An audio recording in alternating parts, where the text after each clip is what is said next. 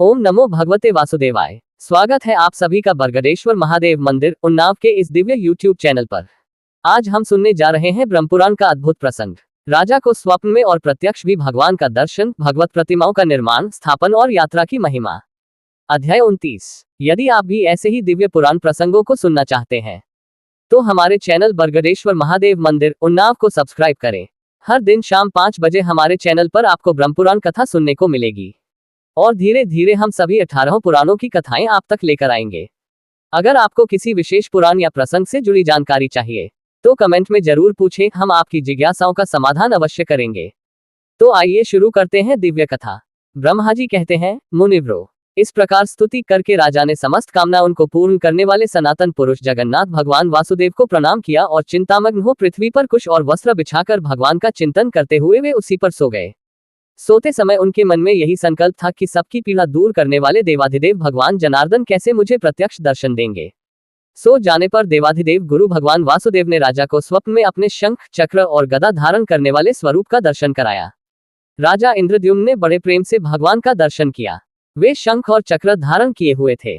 उन्होंने शौंग नामक धनुष और बाण भी धारण कर रखे थे। उनका स्वरूप प्रलयकालीन सूर्य के समान देदीप्यमान हो रहा था। वे प्रज्वलित तेज के विशाल मंडल प्रतीत होते थे। उनका श्रीअंग नीले पुखराज के समान श्याम था। वे गरुड़ के कंधे पर विराजमान थे और उनके 8 भुजाएं शोभा पा रही थी। दर्शन देकर भगवान ने उनसे कहा, राजन, तुम्हें साधुवाद है। तुम्हारे इस दिव्य यज्ञ से, भक्ति से और श्रद्धा से मैं बहुत संतुष्ट हूँ। महिपाल, तुम व्यर्थ क्यों सोच में पड़े हो? राजन, यहाँ जो जगत पूज्य सनातनी प्रतिमा है उसकी प्राप्ति का उपाय तुम्हें बतलाता हूँ। आज की रात बीतने पर निर्मल प्रभात में जब सूर्योदय हो उस समय अनेक प्रकार के वृक्षों से सुशोभित समुद्र के जल प्रांत में, जहां तरंगों से प्रेरित महान जल की राशि दिखाई देती है, वहीं एक बहुत बड़ा वृक्ष खड़ा है जिसका कुछ भाग तो जल में है और कुछ स्थल में है। वह समुद्र की लहरों से आहत होने पर भी कंपित नहीं होता। तुम हाथ में कुल्हाड़ी लेकर लहरों के बीच से अकेले ही वहां चले जाना, तुम्हें वह वृक्ष दिखाई देगा। मेरे बताए अनुसार उसको पहचान कर निश्चिंत भाव से उस वृक्ष को काट डालना। उसे काटते समय तुम्हें कोई अद्भुत वस्तु दिखाई देगी। उसी से सोच विचार कर तुम दिव्य प्रतिमा का निर्माण करो। मोह में डालने वाली चिंता छोड़ दो। यो कहकर महाभाग श्रीहरि अदृश्य हो गए। वह स्वप्न देखकर राजा को बड़ा विस्मय हुआ। उस रात्रि को देखते हुए वे भगवान में मन लगा उठ बैठे और वैष्णव मंत्र एवं विष्णु सूक्त का जप करने लगे। प्रातःकाल उठे और भगवत स्मरण करते हुए विधिपूर्वक उन्होंने समुद्र में स्नान किया। फिर ब्राह्मणों को नगर और गांव आदि दान में दे पूर्वाहन कृत्य करके समुद्र के तट पर गए। वहां अकेले ही महाराज ने समुद्र की महावेला में प्रवेश किया और उस तेजस्वी महावृक्ष को देखा। वह बहुत ऊंचा था और उससे बड़ी बड़ी जटाएं लटक रही थी। उसे देखकर राजा इंद्रद्युम्न बहुत प्रसन्न हुए। उन्होंने तीखे फरसे से उस वृक्ष को काट गिराया और उसके 2 टुकड़े करने का विचार किया। फिर उन्होंने जब काष्ठ का भलीभांति निरीक्षण किया तब एक अद्भुत बात दिखाई दी। विश्वकर्मा और भगवान विष्णु दोनों ब्राह्मण का बन का दर्शन भगवत रूप धरकर वहां आए। उनके कंठ में दिव्य हार और शरीर में दिव्य अंगराग शोभा पा रहे थे। वे दोनों अपने तेज से प्रज्वलित हो रहे थे। राजा के पास आकर उन्होंने पूछा, महाराज, आप यहाँ कौन सा कार्य करेंगे? किस लिए इस वनस्पति को काट गिराया है? उन दोनों की बात सुनकर राजा बहुत प्रसन्न हुए। उन्होंने मीठी वाणी में उत्तर दिया, मैं यहाँ आदि अंत से रहित देवाधिदेव जगदीश्वर भगवान विष्णु की आराधना के लिए प्रतिमा बनवाना चाहता हूँ। इसके लिए स्वयं भगवान ने ही मुझे स्वप्न में प्रेरित किया है। राजा की यह बात सुनकर भगवान जगन्नाथ ने हंसकर कहा, महाराज, आपका विचार बड़ा उत्तम है। इसके लिए आपको साधुवाद है। ये भयंकर संसार सागर केले के पत्ते की भांति सारहीन है। इसमें दुख की ही अधिकता है। काम क्रोध इसमें पूर्ण रूप से व्याप्त है। इंद्रिय रूपी भंवर और कीचड़ के कारण ये दुस्तर है। नाना प्रकार के सैकड़ों रोग यहाँ भंवर के समान है। ये संसार पानी के बुलबुले की भांति क्षणभंगुर है। इसमें रहते हुए जो आपके मन में भगवान विष्णु की आराधना का विचार उत्पन्न हुआ, ये बहुत ही उत्तम है। महाभाग, आइए इस वृक्ष की शीतल छाया में हम दोनों के साथ बैठिए। ये मेरे साथी एक श्रेष्ठ शिल्पी हैं। ये सब प्रकार के शिल्प कर्म में साक्षात विश्वकर्मा के समान निपुण है। आप किनारा छोड़कर चले आइए। ये मेरे बताए अनुसार प्रतिमा तैयार कर देंगे। ब्राह्मण की बात सुनकर राजा इंद्रद्युम्न समुद्र का तट छोड़ उनके पास चले गए और वृक्ष की शीतल छाया में बैठे। तदनंतर ब्राह्मण रूपधारी विश्वात्मा भगवान ने शिल्पियों में प्रधान विश्वकर्मा को आज्ञा दी, तुम प्रतिमा बनाओ। भगवान श्री कृष्ण का रूप परम शांत हो। उनके नेत्र पद्मपत्र के समान विशाल होने चाहिए। वे वक्षस्थल पर श्रीवत्सचिन्ह तथा कौस्तुभमणि और हाथों में शंख, चक्र एवं गदा धारण किए हुए हो। दूसरी प्रतिमा का विग्रह दुग्ध के समान गौरवर्ण हो। उसमें स्वस्तिक का चिन्ह होना चाहिए। वे अपने हाथ में हल धारण किए हुए हो, उनका नाम महाबली अनंत बलराम जी होगा। देवता, दानव, गंधर्व, यक्ष, विद्याधर और नाग कोई भी उनका अंत नहीं जानते, इसलिए वे भगवान अनंत कहलाते हैं। तीसरी प्रतिमा भगवान वासुदेव की बहन सुभद्रा देवी की होगी। उनके शरीर का रंग सुवर्ण के समान गौर एवं सुंदर शोभा से युक्त होना चाहिए। उनमें समस्त शुभ लक्षणों का समावेश होना आवश्यक है। भगवान का ये कथन सुनकर उत्तम कर्म करने वाले विश्वकर्मा ने तत्काल उत्तम लक्षणों से युक्त प्रतिमाएं तैयार कर दी। पहले उन्होंने बलभद्र जी की मूर्ति बनाई। उनका वर्ण शरतकाल के चंद्रमा की भांति श्वेत था। नेत्रों में कुछ कुछ लालिमा थी। उनका शरीर विशाल और मस्तक फनाकार होने से विकट जान पड़ता था। वे नील वस्त्र धारण किए बल के अभिमान से उद्धत प्रतीत होते थे। उन्होंने एक कुंडल धारण कर रखा था। उनके हाथों में गदा और मूसल शोभा पाते थे। उनका स्वरूप दिव्य था। द्वितीय विग्रह साक्षात भगवान वासुदेव का था। उनके नेत्र कमल के समान प्रफुल्लित थे। शरीर की कांति नील मेघ के समान श्याम थी। उनकी श्याम आभा तीसी के फूल की सी प्रतीत होती थी। बड़े बड़े नेत्र कमल पत्र की उपमा धारण करते थे। शरीर पर पीतांबर शोभा पा रहा था।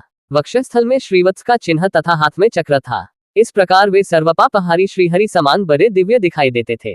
तीसरी प्रतिमा सुभद्रा की थी, जिनके देह की दिव्य कांति सोने की सी एवं दमक रही थी। नेत्र कमल पत्र के समान विशाल थे।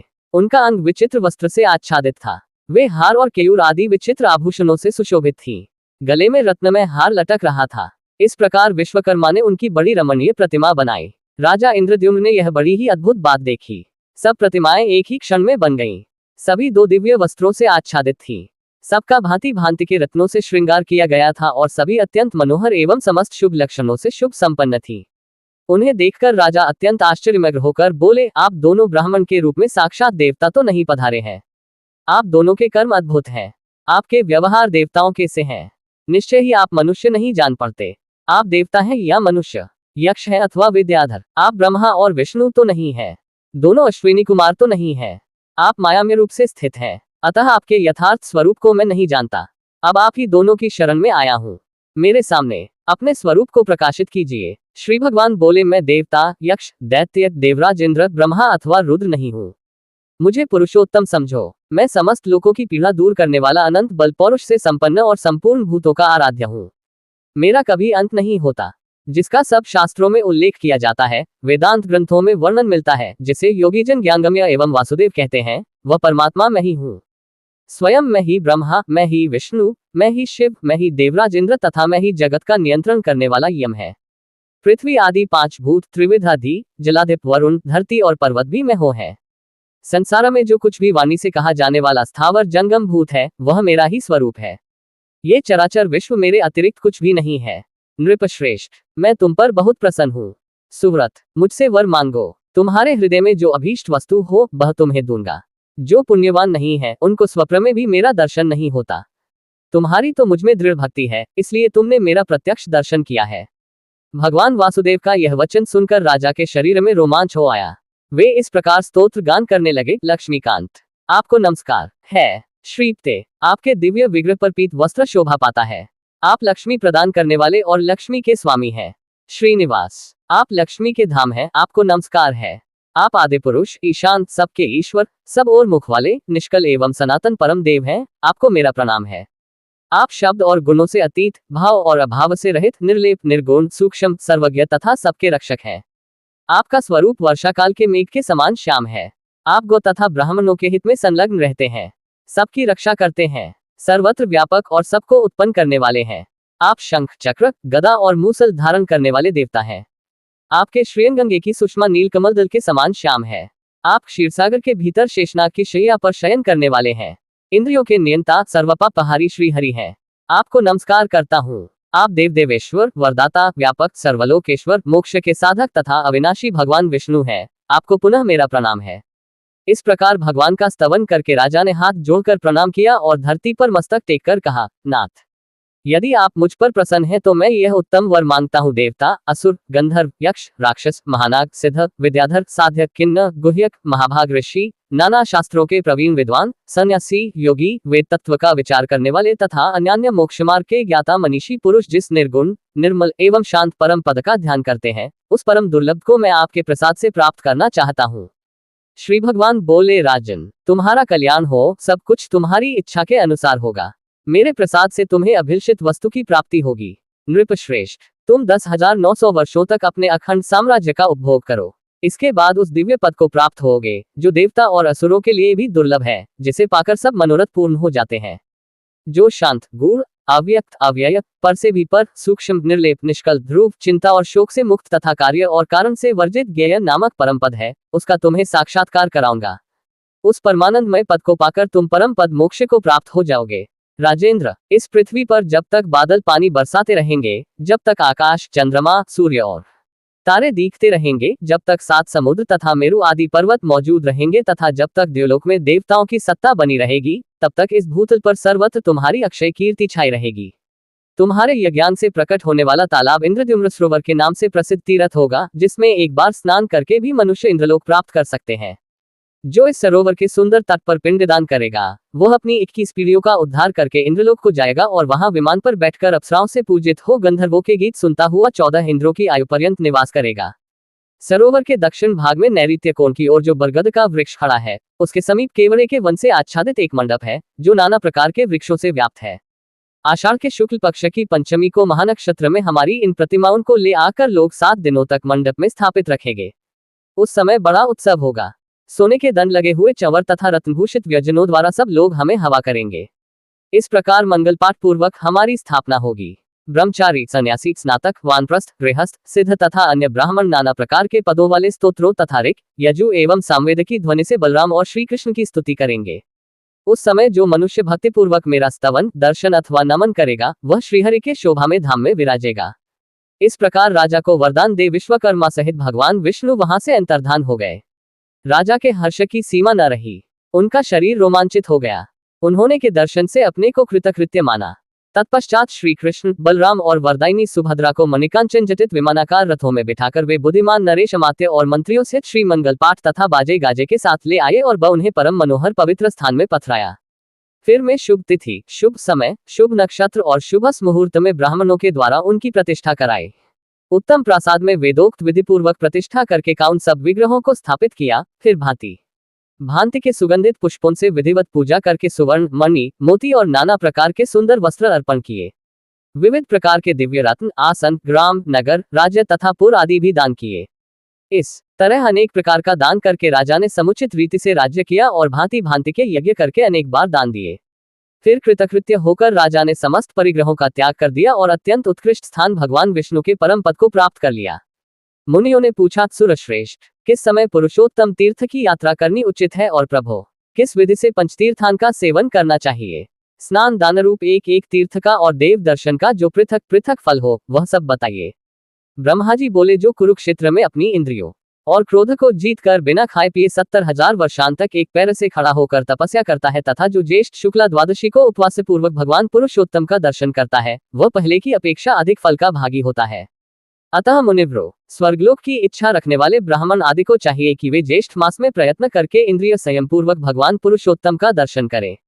श्रेष्ठ मनुष्य को उचित है कि ज्येष्ठ मास में शुक्ल पक्ष की द्वादशी को विधि पूर्वक पंचतीर्थों का सेवन करके श्री पुरुषोत्तम का दर्शन करे। जो कुंद का दर्शन ज्येष्ठ की द्वादशी को अविनाशी देवता भगवान पुरुषोत्तम का दर्शन करते हैं, वे विष्णुलोक में पहुंचकर कभी वहां से नीचे नहीं गिरते। अतः ज्येष्ठ में प्रयत्न पूर्वक वहां की यात्रा करनी चाहिए और वहां पंचतीर्थ सेन पूर्वक पुरुषोत्तम का दर्शन करना चाहिए। जो अत्यंत दूर होने पर भी प्रतिदिन भक्ति पूर्वक भगवान पुरुषोत्तम का कीर्तन करता है, वह शुद्धचित हो भगवान विष्णु के धाम में जाता है। जो श्रद्धापूर्वक एकाग्रचित हो श्री कृष्ण के दर्शनार्थ यात्रा करता है, वह सब पापों से मुक्त हो भगवान विष्णु के लोक में जाता है। जो दूर से भगवान पुरुषोत्तम के प्रासाद शिखर पर स्थित नीलचक्र का दर्शन करके उसे भक्तिपूर्वक प्रणाम करता है, वह मनुष्य सहसा पाप से मुक्त हो जाता है। यदि आपको हमारे वीडियो ज्ञानवर्धक लगे तो लाइक, शेयर और सब्सक्राइब करना न भूलें, ताकि अधिक से अधिक लोग पुराणों की इस अमृतधारा से जुड़ सकें। अगर ये जानकारी पसंद आए हो तो हमारे चैनल बरगदेश्वर महादेव मंदिर उन्नाव को लाइक, शेयर और सब्सक्राइब करना न भूलें। फिर मिलेंगे नई जानकारी के साथ।